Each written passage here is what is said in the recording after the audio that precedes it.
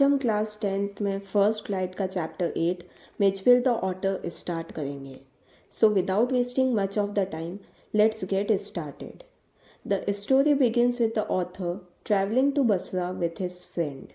During the journey, the author shares his desire to have an otter as a pet to overcome the loneliness he felt after losing his dog. His friend suggests obtaining one from the marshes along the river Tigris in Iraq.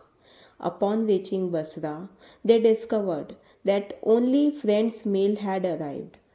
A few days later, the friend left, leaving the author to wait for his mail.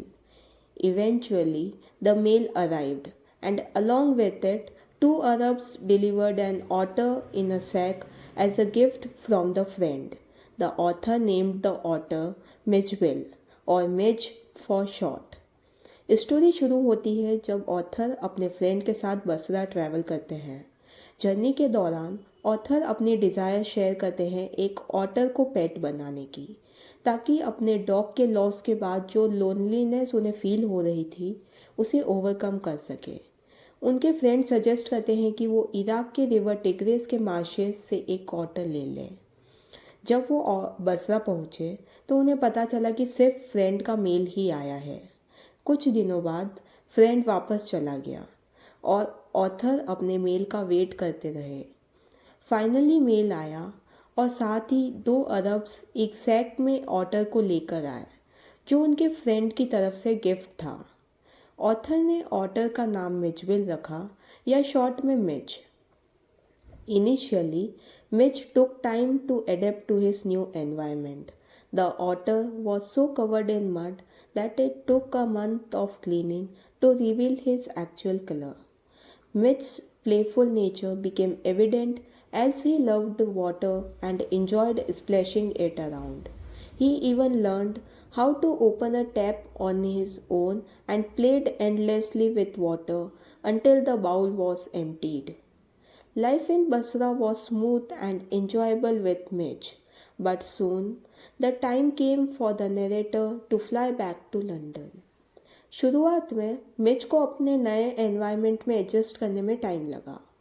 Otter इतना ज़्यादा mud से covered था कि उसका actual colour दिखने के लिए 1 महीने तक क्लीन करना पड़ा.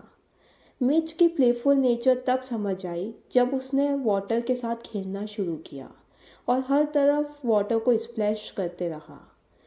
उसने खुद ही टैप ओपन करना भी सीख लिया और तब तक खेलता रहा जब तक बाउल खाली नहीं हो गया. बसरा में मिच के साथ लाइफ बहुत स्मूथ और इन्जॉयबल थी, लेकिन जल्द ही नरेटर को लंदन फ्लाई करने का टाइम आ गया. The journey back to London was challenging as British Airlines did not allow animals on board. The narrator managed to book a flight with another airline that allowed Mitch under the condition that he must be transported in a box. To help Mitch get accustomed to the box, the narrator placed him inside an hour before the flight and left briefly up for a meal. Upon returning, he found Mitch had destroyed the box lining, causing blood to drip from the holes. Panicked, the narrator cleaned the mess and rushed in a cab and reached the airport just in time. London वापस जाना काफ़ी challenging था क्योंकि British airlines ने animals को on board ले जाने की परमिशन नहीं दी. नरेटर ने एक और एयरलाइन के साथ फ़्लाइट बुक की जो मिच को अलाउ कर रहे थे, लेकिन कंडीशन ये थी कि मिच को एक बॉक्स में कैरी करना पड़ेगा. नरेटर ने मिच को फ्लाइट के 1 घंटे पहले बॉक्स के अंदर रखा ताकि वो उस बॉक्स के साथ कंफर्टेबल हो जाए और खुद खाना खाने चला गया.